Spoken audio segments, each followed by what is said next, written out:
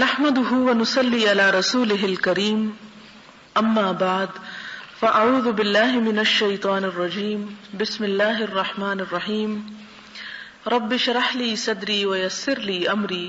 واحلل عقدة من لساني يفقهوا قولي. باب القناعة والعفاف والاقتصاد في المعيشة والانفاق وذم السؤال من غیر ضرورت.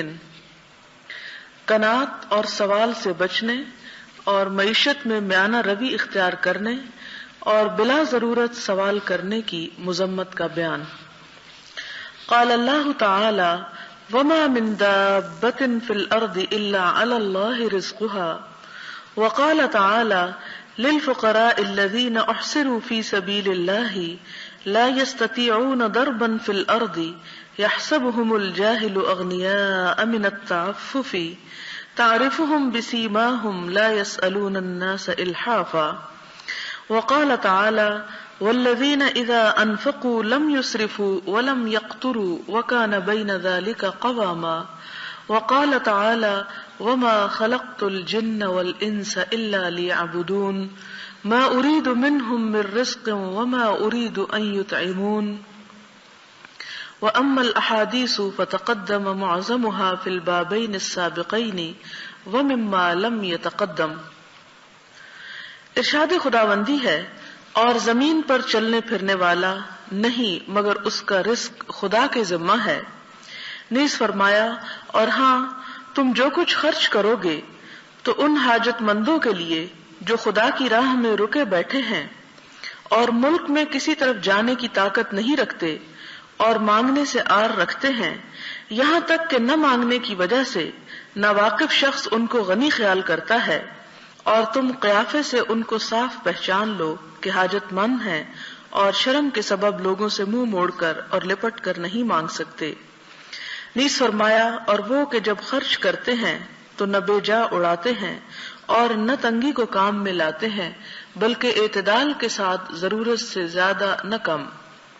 نیز اللہ تعالیٰ نے فرمایا اور میں نے جنوں اور انسانوں کو اس لیے پیدا کیا ہے کہ میری عبادت کریں، میں ان سے رزق کا طالب نہیں اور نہ یہ چاہتا ہوں کہ وہ مجھے کھانا کھلائیں. یہاں پر جیسا کہ باب سے ظاہر ہے کہ اس میں قناعت کرنے کا حکم دیا گیا، سوال کرنے سے روکا گیا اور زندگی گزارنے میں میانہ روی اختیار کرنے پر زور دیا گیا، اور اسی طرح بلا ضرورت سوال کرنے کو ناپسندیدہ قرار دیا گیا. تو اس باب کے سلسلے میں جو پہلی آیت ہمیں ملتی ہے وہ یہ ہے کہ زمین پر جتنے بھی جاندار ہیں ان سب کا رزق اللہ کے ذمہ ہے. گویا اگر رزق میں کبھی تنگی ہو یا کمی ہو تو اس پر انسان کو بے صبرا نہیں ہونا چاہیے بلکہ اللہ تعالیٰ پر بھروسہ کرنا چاہیے، کیونکہ جس کو اللہ تعالیٰ نے دنیا میں پیدا کیا اس کا رزق بھی اسی نے مقرر کیا اور وہ جلد یا بدیر اپنے ہدف تک پہنچ کر رہے گا. پھر اسی طرح خرچ کرنے کے قرآن پاک میں مختلف جگہیں بتائی گئیں کہ کن کن لوگوں پر اللہ کے راستے میں خرچ کیا جا سکتا ہے، اور انہی میں سے خاص طور پر ان لوگوں کا اس آیت میں ذکر کیا گیا کہ جو اللہ کے راستے میں گھیرے گئے، یعنی خدا کے دین کی خدمت کے لیے، جہاد کے لیے وہ اپنے آپ کو مکمل طور پر اس کام میں لگائے ہوئے ہیں اور انہیں دنیا میں ادھر ادھر چلنے پھرنے یعنی اپنی تجارت کے لیے کام اور کوشش کرنے کا وقت نہیں ملتا، اور بظاہر دیکھنے سے لوگ ان کو غنی تصور کرتے ہیں ان کے سوال نہ کرنے کی وجہ سے، لیکن وہ اپنی علامات سے، اپنے چہرے سے ان کی ضروریات کو پہچان سکتے ہو، لہٰذا ان پر خرچ کرنا جو ہے وہ بھی اللہ کے راستے میں خرچ کرنا ہے. اسی طرح مومنین کی صفت بیان کرتے ہوئے یہاں یہ فرمایا گیا کہ وہ لوگ جب وہ خرچ کرتے ہیں تو وہ اسراف نہیں کرتے اور نہ ہی وہ کنجوسی کرتے ہیں، نہ ہی وہ تنگی اختیار کرتے ہیں. ان کا طریقہ میانہ روی کا طریقہ ہوتا ہے. اور حقیقت یہ ہے کہ اسلام میں ہر چیز میں میانہ روی کو پسند کیا گیا، جس کے لیے ایک مشہور حدیث ہمیں ملتی ہے وَخَيْرَ الْأُمُورِ أَوْسَطُهَا کہ سب سے بہترین طریقہ میانہ روی کا طریقہ ہے جس میں نہ انسان افراط کا شکار ہو اور نہ تفریط کا، اور یہی طریقہ انسان کو زندگی کے معاملات میں اپنے مال کو استعمال کرنے کے لیے استعمال کرنا چاہیے. وقال تعالی ما خلقت الجن والانس الا ليعبدون کہ میں نے انسانوں اور جنوں کو اپنی عبادت کے لیے پیدا کیا ہے، میں ان سے کوئی رزق نہیں مانگتا اور نہ میں یہ چاہتا ہوں کہ وہ مجھے کھلائیں۔ مراد یہ ہے کہ انسان جو کچھ اللہ تعالیٰ کے راستے میں خرچ کرتا ہے اس کا اللہ تعالیٰ کی ذات کو کوئی فائدہ نہیں پہنچتا، وہ خدا کو نہیں پہنچتا بلکہ دراصل خدا کی مخلوق ہی کو پہنچتا ہے۔ یہاں پر جو لفظ آیا اور نہ میں یہ چاہتا ہوں کہ وہ مجھے کھانا کھلائیں،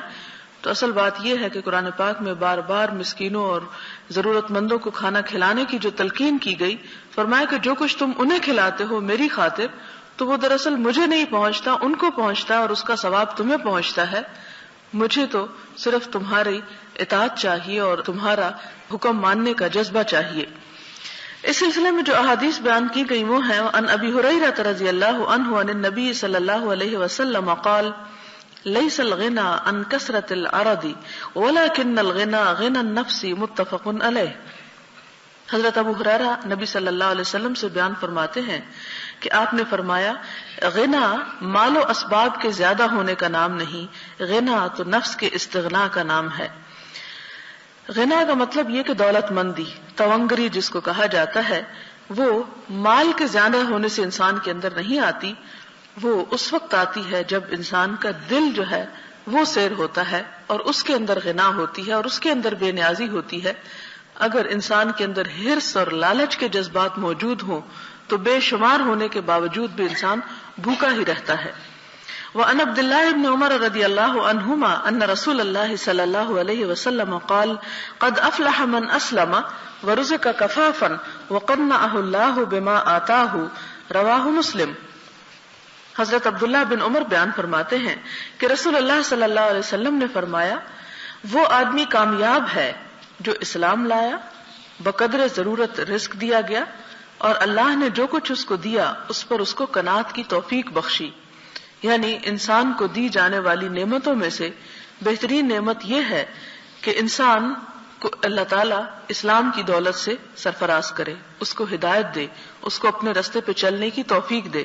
پھر اس کے بعد دوسری بڑی نعمت یہ ہے کہ اتنا رزق دے جو نہ بہت زیادہ ہو اور نہ بہت تھوڑا ہو، نہ زیادہ ہو کہ انسان کو خدا سے غافل کر دے اور نہ کم ہو کہ انسان خدا کی اطاعت سے منہ موڑ جائے اور ناشکری اور کفر کے درجات تک پہنچ جائے، بلکہ ایسا رزق ہو کہ جس میں ضروریات انسان کی پوری ہو سکے اور وہ کسی کے سامنے ہاتھ نہ پھیلانے پہ مجبور ہو، اور اس کے ساتھ یہ ہے کہ جو کچھ انسان کو ملے اس پر صابر و شاکر ہو، راضی ہو، مطمئن ہو اور قناعت کرنے والا ہو۔ اگلی حدیث عن حکیم ابن حزام رضی اللہ عنہ قال سألت رسول اللہ صلی اللہ علیہ وسلم فأعطانی ثم سألته فأعطانی ثم سألته فأعطانی ثم قال یا حکیم ان هذا المال خضر حلو فمن أخذه بسخاوة نفس بورك له فيه وكان كالذي يأكل ولا يشبع واليد العليا خير من اليد السفلى۔ قال حكيم فقلت يا رسول الله والذي بعثك بالحق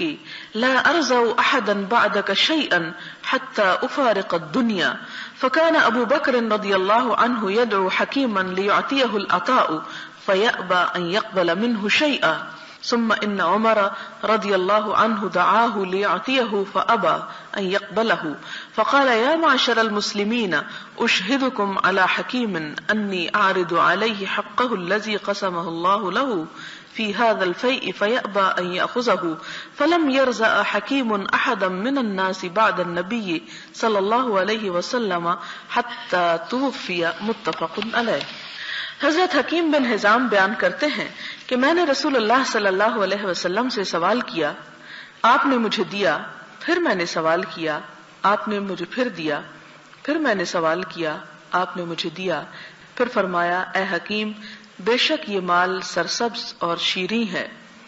بس جو شخص سخاوت نفس کی حالت میں مال حاصل کرے اس کے لیے اس کے مال میں خیر و برکت رہتی ہے، اور جو شخص نفس کے لالچ کے ساتھ حاصل کرے اس کے مال میں برکت نہیں ہوتی، اور وہ اس شخص کی طرح ہوتا ہے جو کھاتا ہے لیکن اس کا پیٹ نہیں بھرتا۔ یاد رکھو اوپر کا ہاتھ نچلے ہاتھ سے بہتر ہے۔ حضرت حکیم بیان کرتے ہیں میں نے عرض کیا یا رسول اللہ اس ذات کی قسم جس نے آپ کو حق و صداقت کے ساتھ مبعوث فرمایا، میں آپ کے بعد کسی انسان سے کسی چیز کا سوال نہیں کروں گا یہاں تک کہ میں دنیا سے جدا ہو جاؤں گا، چنانچہ حضرت ابو بکر حضرت حکیم رضی اللہ تعالیٰ عنہما کو کچھ دینے کے لیے بلاتے لیکن وہ قبول کرنے سے انکار کرتے. ان کے بعد حضرت عمر ان کو بلاتے تاکہ انہیں عطیہ دیں لیکن وہ قبول کرنے سے انکار کرتے. اس پر حضرت عمر نے فرمایا اے مسلمانوں، میں تم کو گواہ بناتا ہوں کہ میں نے حضرت حکیم پر اس کے حق کو پیش کیا جو کہ فے کے مال میں اس کا حصہ بنتا ہے، لیکن وہ اس کے لینے سے انکاری ہے. چنانچہ حضرت حکیم نے نبی صلی اللہ علیہ وسلم کے بعد وفات تک کسی انسان سے کچھ نہ لیا. یہ پھر حدیث جو ہے یہ قناعت کے بارے میں ہے اور سوال نہ کرنے سے پرہیز کے بارے میں کہ حضرت حکیم بن حزام کی روایت ہے، کہتے کہ میں نے نبی صلی اللہ علیہ وسلم سے کچھ مانگا، آپ نے مجھے دے دیا، تو ظاہر ہے وہ ختم ہو گیا. پھر دوبارہ مانگا، آپ نے مجھے پھر دے دیا. پھر میں نے مانگا تو آپ صلی اللہ علیہ وسلم نے فرمایا کہ اے حکیم، یہ مال جو ہے یہ بڑا پسندیدہ اور دل پسند اور نفس کو بھانے والی چیز ہوتا ہے، لہذا اس شخص کے مال میں خیر و برکت رہتی ہے جو اس کو دل کی قناعت کے ساتھ حاصل کرتا ہے، لیکن وہ شخص جو دل کے لالچ کے ساتھ دوسروں سے مانگتا ہے اور ان کے مال پہ نظر رکھتا ہے، فرمایا اس کے مال میں برکت نہیں ہوتی اور اس کا حال ایسا ہی ہوتا ہے کہ جیسے کوئی کھائے بھی اور پھر بھوکا رہے، یعنی یہ خاص بیماری ہوتی ہے. تو اسی طرح یہ بھی نفس کی ایک بیماری ہے کہ انسان کے دل میں مال کی ایسی لالچ ہو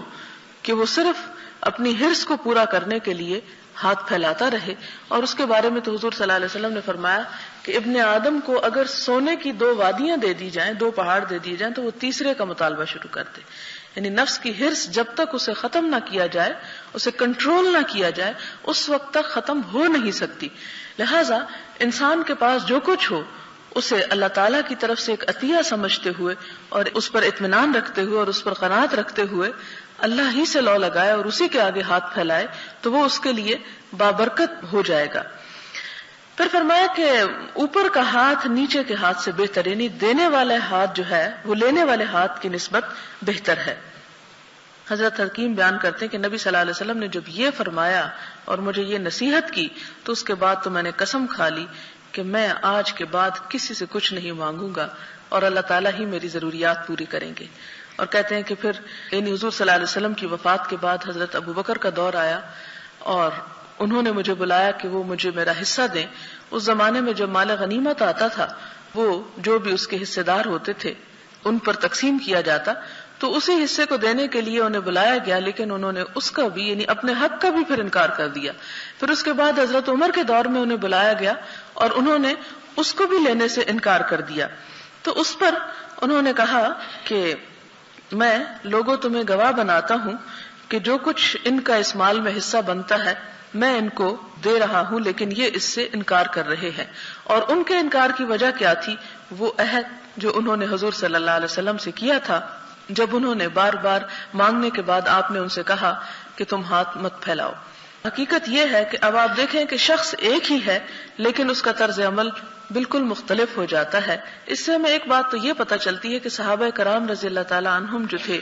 وہ کس قدر حضور صلی اللہ علیہ وسلم سے محبت کرنے والے تھے اور کس قدر آپ کی بات سمجھنے والے تھے کہ آپ اگر کوئی بھی ان کی بھلائی کی بات فرماتے تو وہ اسے اپنے لیے دشمنی تصور نہیں کرتے تھے اور نہ ہی اس میں کوئی جھجک اور نہ ہی کوئی شرم محسوس کرتے، بلکہ خوش دلی کے ساتھ اس کو قبول کر لیتے. اب یہ ایک مرتبہ آپ صلی اللہ علیہ وسلم کا کہنا تھا کہ حضور صلی اللہ علیہ وسلم کی وفات کے بعد بھی حکیم بن حزام نے اپنا عہد نہیں توڑا اور وہ اس پر قائم رہے. دوسری بات یہ کہ انسانی ضروریات اور انسانی خواہشات کا جہاں تک تعلق ہے یا جذبات کا تعلق ہے تو اس کے بارے میں بھی ایک روایت میں آتا ہے کہ من یتصبر یصبرہ اللہ، جو صبر کا رویہ اختیار کرتا ہے اللہ تعالیٰ اس کو صبر دے دیتا ہے، اور جو غنا اختیار کرنا چاہتا ہے اللہ تعالیٰ اس کو غنی بنا دیتا ہے. اور اگر انسان اپنے نفس کو کنٹرول نہ کرے تو خواہشات کا تو سلسلہ کہیں پر بھی ختم ہونے والا نہیں اور کسی طور پر بھی انسان کی خواہشات پوری نہیں ہو سکتی. اور جب انسان کے اندر اطمینان نہیں ہوتا، توانگری نہیں ہوتی، قناعت نہیں ہوتی، تو زندگی میں وہ کوئی بھی مفید اور بہتر بھلائی کا کام کر نہیں سکتا. اس لیے کہ وہ پھر اپنے نفس کا جب غلام ہے تو اس سے بہتر کام کی کیا توقع ہو سکتی ہے؟ وہ تو صرف وہی کام کر سکتا ہے جو اس کے نفس کو فائدہ دینے والے ہوں. پھر اس کے بعد اگلی حدیث ہے وعن ابی بردۃ عن ابی موسیٰ الاشعری رضی اللہ عنہ قال خرجنا مع رسول الله صلى الله عليه وسلم في غزوة ونحن 6 نفر بيننا بعير نعتقبه فنقبت أقدامنا فنقبت قدمي وسقطت أظفاري وكنا نلف على أرجلنا من الخرق وسميت غزوة ذات الرقاع لما كنا نعصب على أرجلنا من المخرق. قال أبو بردة فحدث أبو موسى بهذا الحديث ثم كره ذلك وقال ما كنت أصنع بأن أذكره قال كأنه كره أن يكون شيئا من عمله أفشاه متفق علیہ. حضرت ابو بردہ حضرت ابو موسیٰ اشعری سے روایت کرتے ہیں آپ نے فرمایا ہم رسول اللہ صلی اللہ علیہ وسلم کے ساتھ ایک لڑائی میں شریک ہوئے. ہم 6 افراد تھے اور ہمارے پاس صرف ایک اونٹ تھا جس پر ہم باری باری سوار ہوتے. اس وجہ سے ہمارے پاؤں زخمی ہو گئے اور میرا پاؤں بھی زخمی ہو گیا اور پاؤں کے ناخن گر گئے. ظاہر ہے کہ جوتے بھی پراپر نہیں ہوں گے اور چل چل کر، اور یہ جہاد پر نکلے ہوئے تھے اور ہم نے زخموں کی وجہ سے پاؤں پر پٹیاں باندھ رکھی تھی، یا یہ کہ چھالے پڑ گئے ہوں گے اور پھر اس سے تکلیف بڑھ گئی ہوگی. اسی نسبت سے اس کا نام غزوۃ الرقاع یعنی پٹیوں والی جنگ رکھا گیا کہ جس پہ مسلمانوں نے جنگ کرتے ہوئے پاؤں پہ پٹیاں باندھ رکھی تھی. ابو بردہ بیان کرتے ہیں کہ حضرت ابو موسیٰ نے اولاً اس حدیث کو بیان کیا ہے، پھر اس کے بیان کرنے کو مکروہ جانا اور کہا میں کس لیے بیان کروں. یوں معلوم ہوتا ہے کہ انہوں نے اپنے عمل کے ظاہر کرنے کو مناسب خیال نہیں کیا. یعنی پہلے یہ بتایا کہ ہم نے کتنی مشقت میں اللہ کے راستے میں جہاد کیا کہ پاؤں جو تھے وہ چلنے سے عاجز آ گئے، اور پھر اس کے بعد جب بیان کر بیٹھے تو اپنی اس بات کو ناپسند کیا اور کہا کہ میں نے کیوں بتا دیا لوگوں کو، کیونکہ میں نے تو یہ اپنا عمل خالصتاً اللہ کے لیے کیا تھا، اور انہیں یہ محسوس ہوا کہ شاید ان کا اس بات کو لوگوں کو بتا دینے سے اجر میں کوئی کمی واقع ہو جائے. لیکن یہ ہے کہ اللہ تعالیٰ کے ہر کام میں بہتری ہوتی ہے. انسان جب صحابہ کرام کے اس جذبے اور اس قربانی اور اللہ کے راستے میں نکلنے کی اس محبت کو دیکھتا ہے تو انسان کا ایمان تازہ ہوتا ہے اور اس کو پھر اپنی تکلیفیں جو ہے وہ ہیچ نظر آتی ہیں کہ ہم سے آگے بڑھ جانے والے اور ہم سے زیادہ قربانیاں کرنے والے لوگ موجود ہیں. اگر ہم اللہ کے راستے میں تھوڑی تکلیف میں آئے یا ستائے گئے تو اس میں ہمارے لیے بھی شرف اور عزت کا مقام ہے. حضرت عمر بن تغلب سے روایت ہے کہ رسول اللہ صلی اللہ علیہ وسلم کے پاس مال یا قیدی لائے گئے. آپ نے ان کو تقسیم فرمایا. آپ نے کچھ لوگوں کو دیا اور کچھ کو نہ دیا. آپ کو پتہ چلا کہ جن لوگوں کو آپ نے چھوڑ دیا ہے وہ آپ پر ناراضگی کا اظہار کر رہے ہیں. آپ نے حمد و ثنا کے بعد فرمایا اما بعد اللہ کی قسم میں ایک آدمی کو دیتا ہوں اور دوسرے کو چھوڑ دیتا ہوں، حالانکہ جس کو چھوڑتا ہوں وہ مجھے اس آدمی سے زیادہ محبوب ہوتا ہے جس کو میں دیتا ہوں، اور جن لوگوں کو دیتا ہوں ان کو اس خیال سے دیتا ہوں کہ میں ان کے دلوں میں گھبراہٹ اور بے صبری دیکھتا ہوں، اور جن لوگوں کے دلوں میں استغنا وغیرہ موجود ہے ان کا معاملہ اللہ کے سپرد کرتا ہوں. ان میں سے عمر بن تغلب ہیں. عمر بن تغلب بیان کرتے ہیں اللہ کی قسم میں نہیں چاہتا کہ مجھے رسول اللہ صلی اللہ علیہ وسلم کے اس کلمے کے عوض سرخ اونٹ ملے. یہ صحابی ہیں عمر بن تغلب ان کا نام ہے. یہ کہتے ہیں کہ حضور صلی اللہ علیہ وسلم کے پاس کچھ مال اور قیدی لائے گئے. یہ بھی ظاہر ہے کہ جہاد کے بعد مال غنیمت کے طور پر آئے ہوں گے، تو اس کو جیسا کہ دوسرے لوگوں میں وہ تقسیم کیا کرتے تھے اور غرباء، فقراء، مساکین وغیرہ میں، اور بعض جو مجاہدین ہوتے تھے جنہوں نے اس جہاد میں حصہ لیا ہوتا تھا ان کا اس میں حق ہوتا تھا. تو کہتے ہیں کہ آپ کے پاس وہ چیزیں یعنی لائی گئی، آپ نے ان کو تقسیم فرما دیا، اور تقسیم اس طرح کیا کہ کچھ لوگوں کو تو دیا اور کچھ کو نہ دیا. اور پھر آپ کو پتا چلا کہ جنہیں نہیں دیا وہ ناراض ہیں آپ صلی اللہ علیہ وسلم سے، یعنی انہیں یہ محسوس ہوا کہ شاید آپ نے ان کو اگنور کیا ہے. اس سے آپ دیکھیں، اندازہ کریں کہ انسان کے ساتھ جو شیطان لگا ہوا ہے اور انسان کے اندر مال کی جو حرص ہے، اس سے بڑے بڑے لوگ بھی محفوظ نہ رہ سکے، اور اس کی وجہ سے ان کے دلوں میں شیطان نے جو وسوسے ڈالے وہ ان کی زبان تک بھی آئے. ظاہر ہے جب ہی آپ صلی اللہ علیہ وسلم کو معلوم ہوا ہوگا تو آپ نے لوگوں کو اکٹھا کر لیا. آپ کا طریقہ یہ ہوتا تھا جب لوگوں کی طرف سے کوئی بھی ایسی بات پتہ چلتی تھی تو ان کی اصلاح کرتے، ان کی تربیت کرتے، ان کو بتاتے کہ انہوں نے کیا صحیح کیا ہے اور کیا غلط کیا ہے. لہٰذا آپ نے لوگوں کو اکٹھا کیا اور پھر اس کے بعد آپ نے فرمایا کہ اما بعد اللہ کی قسم میں ایک شخص کو دیتا ہوں اور دوسرے کو نہیں دیتا، حالانکہ جس کو نہیں دیتا وہ مجھے اس سے زیادہ پیارا ہوتا ہے جس کو میں دیتا ہوں. اور اس کی وجہ کیا ہے کہ اس کا اخلاق یا اس کا کردار یا اس کی مضبوطی یا کردار جو ہے وہ میرے دل میں زیادہ ہوتی ہے، اس کی اہمیت. اور جن لوگوں کو دیتا ہوں اس خیال سے دیتا ہوں کہ ان کے دلوں میں گھبراہٹ اور بے صبری ہے، یعنی میرا ان کے بارے میں نظریہ یا خیال یہ ہے کہ بے صبرے لوگ ہیں، اگر ان کو نہ دیا گیا تو یہ تو دین کے ہی دشمن ہو جائیں گے. اور جن لوگوں کے دلوں میں استغنا وغیرہ موجود ہے، یعنی وہ اللہ پہ بھروسہ رکھتے ہیں یا جن کے ایمان کو میں سمجھتا ہوں کہ وہ زیادہ مضبوط ہے، ان کا معاملہ اللہ کے سپرد کرتا ہوں کہ اللہ تعالیٰ اپنی قدرت سے اور اپنی رحمت سے ان کو مزید عطا کرے گا. یعنی میں نہیں دیتا، اللہ تعالیٰ خود دے گا ان کو. ان میں سے عمر بن تغلب کہتے ہیں کہ اللہ کی قسم میں نہیں چاہتا کہ رسول اللہ صلی اللہ علیہ وسلم اس کلمے کے عوض سرخ اونٹ مجھے ملے، یعنی آپ صلی اللہ علیہ وسلم جن لوگوں کو نہیں دیتے میں انہی میں شامل ہو جاؤں تاکہ آپ کی محبت میرے لیے واجب ہو جائے، بنسبت اس کے کہ آپ مجھے دیں اور اس وجہ سے دیں کہ میں بے صبرہ ہوں یا آپ کی نگاہ میں میری قدر و قیمت نہیں یا کم ہے. کہتے ہیں کہ میں اس محبت کو چاہتا ہوں اور ان چیزوں کو چھوڑتا ہوں خواہ وہ کتنی ہی قیمتی کیوں نہ ہو، جیسے انہوں نے مثال دی سرخ اونٹوں کی، کہ اگر مجھے ایک طرف سرخ اونٹ ملے، سرخ اونٹ اصل میں اس زمانے میں بہت ہی قیمتی چیز تصور کیے جاتے تھے، بہترین پراپرٹی اور بہترین مال شمار کیے جاتے تھے. تو کہا کہ اگر ایک طرف مجھے وہ ملے اور دوسری طرف اللہ کے رسول صلی اللہ علیہ وسلم کی طرف سے یہ خوشخبری ملے کہ وہ مجھے چاہتے ہیں تو میں اونٹ ٹھکرا دوں اور آپ کی محبت کو ترجیح دوں. پھر حضرت حکیم بن حزام ہی کی روایت ہے، کہتے ہیں کہ نبی صلی اللہ علیہ وسلم نے فرمایا خرچ کرنے والا ہاتھ جو اوپر ہے مانگنے والے ہاتھ سے جو نیچے ہے بہتر ہے. اور ابتدا اہل و عیال سے کرو، یعنی جب دینے لگو تو سب سے پہلے اپنے گھر والوں کو دو. اور بہتر صدقہ وہ ہے جس کے بعد استغنا قائم رہے، یعنی دل پکڑا رہے، دل نہ پیچھے چل پڑے کہ ہاتھ سے نکل گیا، یہ انسان پریشان نہ ہو بیٹھے، بلکہ دے کر بھی انسان کو تسلی رہے. اور جو شخص سوال کرنے سے بچے گا اللہ تعالیٰ اس کو بچائے گا، اور جو شخص استغنا اختیار کرے گا یعنی غنی ہوگا، قناعت اختیار کرے گا، اللہ تعالیٰ اس کو قناعت عطا فرمائے گا.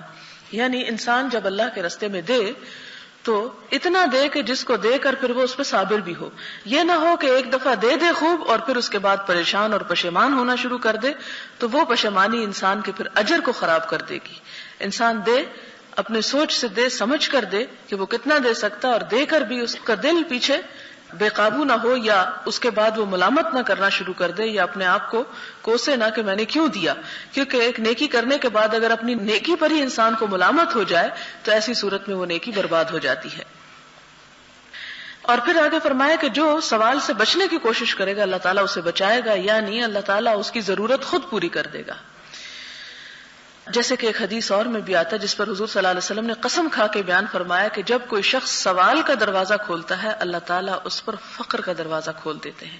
یعنی جب وہ کوئی ہاتھ پھیلاتا ہے تو اللہ تعالیٰ اس پر فقیری مسلط کر دیتے ہیں. یعنی اور فقر مسلط کرنے سے مراد ضروری طور پر یہ نہیں کہ وہ پھر فقیر ہو جاتا ہے، مراد یہ کہ اس کا دل فقیر ہو جاتا ہے، اور جب دل میں حرص بڑھ جاتی ہے تو انسان بے عزت ہو کر رہ جاتا ہے. حضرت ابو سفیان صخر بن حرب بیان کرتے ہیں کہ رسول اللہ صلی اللہ علیہ وسلم نے فرمایا سوال کرنے میں اصرار نہ کرو. اللہ کی قسم تم میں سے جو شخص مجھ سے جو کچھ مانگے گا اور میں ناپسندیدگی کے ساتھ اس کو دوں تو اس کو برکت حاصل نہیں ہوگی. مراد یہ ہے تو تم اپنی ضرورت بتا سکتے ہو لیکن اس کو بتا کر پھر پیچھے مت پڑو کہ لازماً تمہیں دیا جائے، اس لیے کہ اگر کوئی شخص اصرار کرے گا تو میں اسے دے تو دوں گا لیکن ایسے مال کو پا کر برکت نہیں ہوگی، کیونکہ وہ فقر کا دروازہ کھل جائے گا، ضرورت پوری ہونے کی بجائے ضرورت بڑھتی چلی جائے گی. اور برکت شاید ہماری عقل اس کو تسلیم نہ کرے، لیکن یہ ایک بہت مشہور اصطلاح ہے جس کا ذکر قرآن پاک میں بھی ہوا ہے اور سنت رسول صلی اللہ علیہ وسلم میں بھی ہوا ہے. اور حضور صلی اللہ علیہ وسلم کے بہت سے ایسے معجزات ہیں جن میں سے ایک کا ذکر میں نے پچھلی مرتبہ کیا بھی تھا کہ بہت مرتبہ ایسا ہوا کہ جیسے ایک دودھ کا پیالہ آپ صلی اللہ علیہ وسلم نے خود بھی پیا، صحابہ کرام کو بھی پلایا اور سب نے پیٹ بھر کے اس کو پی لیا اور پھر بھی وہ چیز باقی تھی. تو برکت اسی چیز کا نام ہے کہ انسان کے پاس خواہ تھوڑا بھی ہو لیکن اس کی ضروریات کو وہ پورا کر دے. وعن ابي عبد الرحمن عوف بن مالك الاشجعي رضي الله عنه قال كنا عند رسول الله صلى الله عليه وسلم 9 أو 8 أو 7 فقال الا تبايعون رسول الله صلى الله عليه وسلم وكنا حديث عهد ببيعة فقلنا قد بايعناك يا رسول الله ثم قال ألا تبايعون رسول الله فبسطنا أيدينا وقلنا قد بايعناك يا رسول الله فعلى ما نبايعك قال أن تعبدوا الله ولا تشركوا به شيئا والصلوات الخمس وتطيعوا الله وأسر كلمة خفيفة ولا تسألوا الناس شيئا فلقد رأيت بعد أولئك النفر يسقط صوت أحدهم فما يسأل أحدا يناوله إياه رواہ مسلم۔ حضرت عوف بن مالک اشجعی بیان کرتے ہیں کہ ہم رسول اللہ صلی اللہ علیہ وسلم کے پاس 9 یا 8 یا 7 آدمی تھے، یعنی اب پورا صحیح عدد یاد نہیں، یعنی تقریباً 7، کم سے کم 7 اور زیادہ سے زیادہ 9 تھے۔ تو آپ نے فرمایا کہ تم رسول اللہ صلی اللہ علیہ وسلم کے ہاتھ پر بیعت کیوں نہیں کرتے، حالانکہ آپ کے ہاتھ پر بیعت کیے ہوئے کچھ زیادہ عرصہ نہیں گزرا تھا، یعنی اسلام لائے ہوئے۔ ہم نے عرض کیا یا رسول اللہ صلی اللہ علیہ وسلم ہم آپ سے بیعت کر چکے ہیں، یعنی ہم تو اسلام لا چکے ہیں، عہد کر چکے ہیں آپ کے ساتھ۔ پھر آپ نے فرمایا تم اللہ کے رسول صلی اللہ علیہ وسلم سے بیعت کیوں نہیں کرتے؟ ہم نے اپنے ہاتھ پھیلائے اور ہم نے عرض کیا یا رسول اللہ صلی اللہ علیہ وسلم ہم نے بیعت کر لی ہے، یعنی جو آپ چاہتے ہیں ہم اس کے لیے تیار ہیں، اب ہم کس چیز پر آپ سے بیعت کریں؟ فرمایا تم اللہ کی عبادت کرو اور اس کے ساتھ کسی کو شریک نہ ٹھہراؤ، اور 5 نمازیں ادا کرو اور اللہ کی اطاعت کرو۔ اور آپ نے ایک بات نہایت آہستہ آواز میں فرمائی کہ تم کسی سے کچھ نہ مانگنا، تم کسی سے کچھ نہ مانگنا۔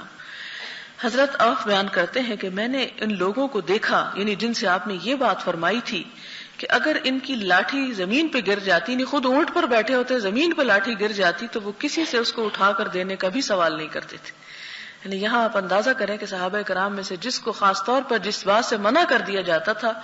وہ اسے ذاتی حیثیت میں کتنا اسٹرکٹلی فالو کرتا، کہ ان لوگوں نے سوال کرنا پھر بالکل ترک کر دیا، یہاں تک کہ اگر مشکل سے مشکل مرحلہ بھی آتا تو وہ کسی سے سوال نہ کرتے تھے، حالانکہ آپ کا سوال تو مانگنے یعنی مال کے کسی سے مانگنے کے بارے میں تھا کہ وہ نہ مانگا جائے، لیکن انہوں نے یہ دیکھا کہ انہوں نے ہر طرح کا کسی سے سوال یا کسی کی مدد کی درخواست جو ہے اپنے اوپر حرام کر لی۔ وعن ابن عمر رضی اللہ عنہما ان النبی صلی اللہ علیہ وسلم قال لا تزال المسألة بأحدكم حتى يلقى الله تعالى وليس في وجهه مزعة لحم متفق علیہ۔ حضرت عبداللہ بن عمر بیان کرتے ہیں کہ نبی صلی اللہ علیہ وسلم نے فرمایا تم میں سے جو شخص برابر سوال کرتا رہے گا تو قیامت کے دن جب اللہ سے ملاقات کرے گا تو اس کے چہرے پر گوشت کی بوٹی نہ ہوگی، یعنی وہ سارا نوچ لے گا، یعنی اس کے چہرے کی رونق اور اس کی عزت جو ہے سب خاک میں مل جائے گی۔ وعنہ ان رسول اللہ صلی اللہ علیہ وسلم قال وهو على المنبر وذكر الصدقة والتعفف عن المسألة اليد العليا خير من اليد السفلى واليد العليا هي المنفقة والسفلى هي السائلة متفق علیہ۔ حضرت عبداللہ بن عمر بیان کرتے ہیں کہ رسول اللہ صلی اللہ علیہ وسلم نے ممبر پر تشریف فرماتے ہوئے صدقہ اور سوال سے بچنے کا حکم فرمایا، اور فرمایا خرچ کرنے والا ہاتھ سوال کرنے والے ہاتھ سے بہتر ہے، خرچ کرنے والا ہاتھ اوپر والا ہے اور نیچے والا ہاتھ سوال کرنے والا ہے۔ وعن ابی ہریرہ رضی اللہ عنہ قال قال رسول اللہ صلی اللہ علیہ وسلم من سأل الناس تکثرا فإنما يسأل جمرا فليستقل او ليستكثر۔ حضرت ابو ہریرہ بیان کرتے ہیں کہ رسول اللہ صلی اللہ علیہ وسلم نے فرمایا کہ جو شخص لوگوں سے اس لیے سوال کرتا ہے تاکہ اس کے مال میں اضافہ ہو، یعنی اس کو ضرورت نہیں ہے، صرف یہ کہ حرص کی وجہ سے یا اور مال جمع کرنے کی وجہ سے، تو آپ نے فرمایا وہ آگ کے انگاروں کا سوال کر رہا ہے، یعنی اتنی شدت اتنی سختی کے ساتھ بھیک مانگنے سے منع کیا گیا، اور خاص طور پر اس موقع پر کہ جب انسان اپنی ضروریات پوری کر سکتا ہو لیکن صرف لالچ میں آ کے دوسروں سے مانگے۔ فرمایا کہ پھر اسے چاہیے، پھر اس کی مرضی ہے کہ وہ زیادہ انگارے بڑھا لے یا کم کر لے، یعنی جتنے چاہے اپنے لیے پھر وہ اکٹھے کر لے۔ وعن سمرة بن جندب رضی اللہ عنہ قال قال رسول اللہ صلی اللہ علیہ وسلم ان المسألة كد يكد بها الرجل وجهه الا ان يسأل الرجل سلطانا او في امر لا بد منه۔ حضرت سمرہ بن جندب بیان کرتے ہیں کہ رسول اللہ صلی اللہ علیہ وسلم نے فرمایا سوال کرنے کے ساتھ آدمی اپنے چہرے کو چھیلتا ہے، یعنی اپنی عزت کو گنواتا ہے، اپنے آپ کو خود۔ اب دیکھیں کہ چہرے پر اگر چھوٹی سی چیز بھی انسان کے لگ جائے تو انسان کو بڑی شرم آتی ہے اور انسان ہمیشہ اس کو کور کرنے کی کوشش کرتا ہے۔ لہٰذا اگر کوئی شخص بھیک مانگتا ہے تو گویا وہ اپنے ہی چہرے کو نوچ رہا ہے اور اپنے ہی چہرے کو داغدار کر رہا ہے، اپنی عزت کو گنوا رہا ہے۔ ہاں، حاکم وقت سے سوال کرنا جائز ہے، کیونکہ وہ لوگوں کی ضروریات کو پورا کرنے کا ذمہ دار ہوتا ہے، لہٰذا اگر کوئی ضرورت مند ہو تو حاکم وقت سے سوال کر سکتا ہے، یا شدید مجبوری کے تحت سوال کرنا جو ہے وہ جائز ہے، کہ اس وقت انسان اگر کسی کو بتائے نہیں کہ وہ کس چیز کا ضرورت مند ہے تو اس کی ضرورت کس طرح پوری کی جا سکتی ہے، یا یہ کہ کہیں اور سے وہ ضرورت پوری نہ ہو سکتی ہو، یا وہ چیز جو ہے وہ کہیں اور سے میسر نہ ہو، تو جہاں پر بعض اوقات آپ دیکھیں کہ بیماری کی حالت میں، بعض اوقات ایسی شدید بھوک کی حالت میں کہ جب انسان کی جان کے لالے پڑے ہوئے ہوں، یا ایسے شدید قرض کے عالم میں کہ انسان کی عزت کو خطرہ ہو، تو اس صورت میں انسان دوسروں سے مدد طلب کر سکتا ہے۔